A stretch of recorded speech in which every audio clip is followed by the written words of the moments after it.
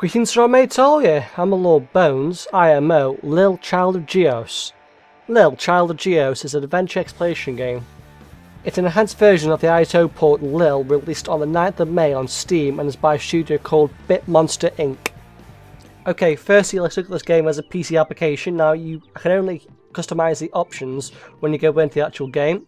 You get difficulty, music on and off, and graphics quality. To be perfectly honest with you, the game is really poorly optimised, so I've just gone for medium just to get a stable frame rate out of the thing. Resolution options are really negligible, and full windowed seem to make it 1080p, but I think it's more likely going to be scaled up from one of these two resolutions. The input scheme, essentially, if I press help here, you have... where's the input scheme actually? There. You have an option of this lot and that's it. You can't customise it at all. To be perfectly honest with you, it's not terrible because you never really need anything other than WASD and E, to be perfectly honest with you, but I would have preferred controls, I would have preferred music on and off and sound effects on and off, and this is not a graphics options. But then again though, it's mouse controlled and an iOS game, so I can't really complain in comparison to some other games. So, firstly, I'm going to preface this review by saying I'm really showing this game because it was very, very weird when I was playing it. So you played this person here, Lil, if you haven't noticed, and you can customise your person in, well, I've only got 2 outfits and several different masks. Let's wear that mayor's hat, shall we, because I've recently defeated him. And you get pets over there.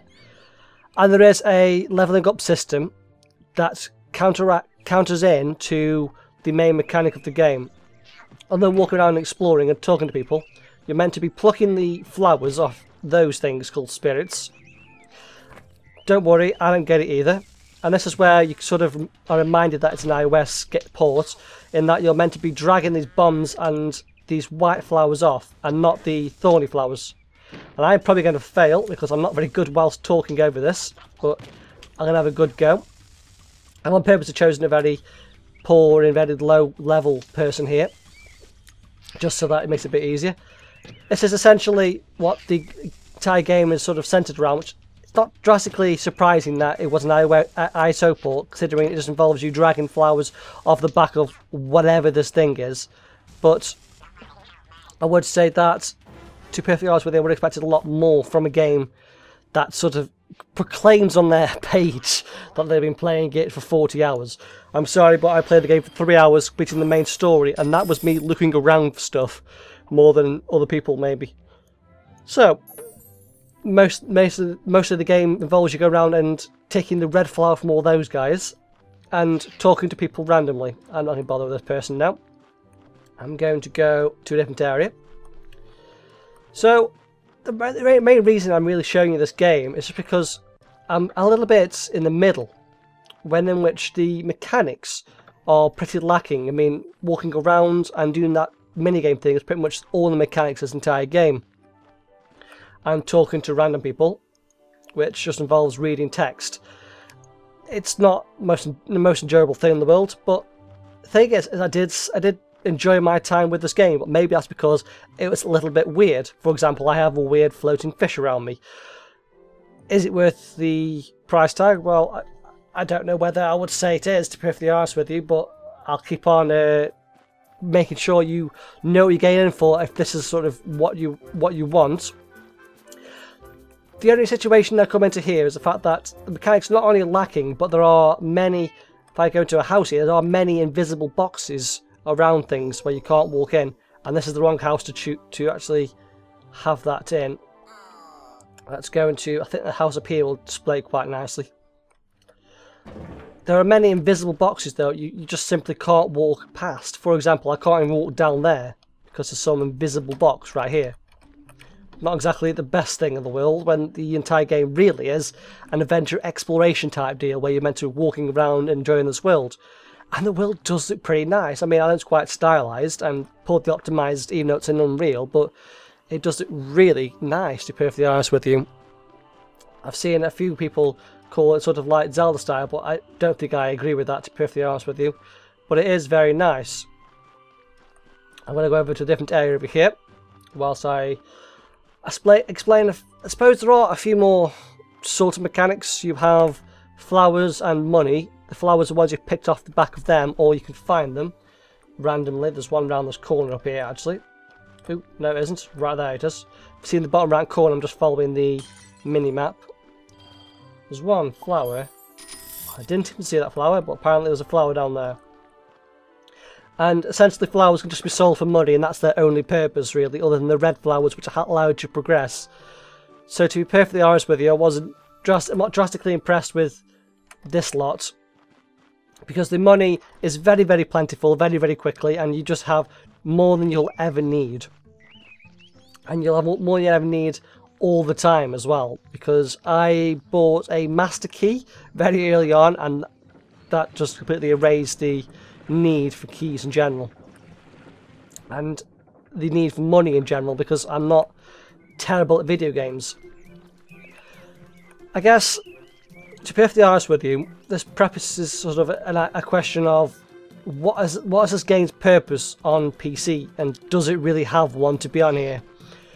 Well, to be perfectly honest with you, I think that the only sort of role this game could actually play is in the fact that if you have, I suppose, young children, there's no actual violence in this game. It says it's 12 and plus, but I haven't seen anything in this game so far that would be required for people aged 12 and plus. Everything in this game seems pretty subtle and child-friendly throughout the course of the entire thing. And that is really the only people I could possibly recommend this game to. Maybe if it's on Steam very cheaply, I won't say it's a waste of your time, because it's a pretty nice world to look around. It's definitely not a waste of your time, but I think if you're looking for anything other than a casual experience, then you're just simply not going to find that here. And that is the only downside to all of this. I'm looking forward to whatever Bitmotor actually creates in the future though, because I think with a world like this, and maybe implement some better mechanics into the game and more gameplay into the game, then I definitely think that there is a future for them as a developer. They probably need to learn how to use Unreal a little bit more than they already have, because oh my lord, this game is not optimised whatsoever. Even without recording onto it, you basically get about 30 FPS on low in some places. And whenever you happen to move, the entire game sort of stops whilst it loads up the next area, as you saw there. Which I guess is because it's come from a phone, but no excuse really whatsoever. I'm going down to the last area down here and talk about, well, I guess I spoke about practically everything I need to speak about now, to be perfectly honest with you. I don't remember if I've actually been here. Oh, you did, but you walked straight through. Yes, you did. So, game looks good, mechanics lacking, gameplay pretty lacking, but enjoyable when it happens. Not worth the $20 that they are asking for, but I would say maybe pick us up on a Steam sale. I reckon around, I don't know, about $10 to $7, something like that, on Steam. If it comes by that price, it's definitely not going to be a waste of your time, because it does look pretty nice. And I think that you do get a lot of sort of collections inside the actual game, so in theory you could spend 40 hours playing this game, but I highly doubt that anyone will. Also, the high scoreboards is not really something I'm massively enthused with, to be perfectly honest with you. It seems to be an arbitrary number that seems to come up with whenever you defeat these spirit guys, so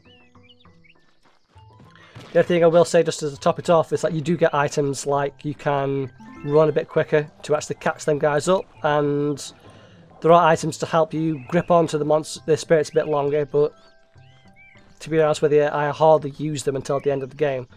There's a chest behind here.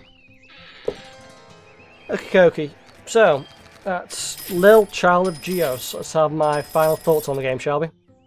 Lil Child of Geos is weird, beautiful, and an interesting experience if a little bland on the quest.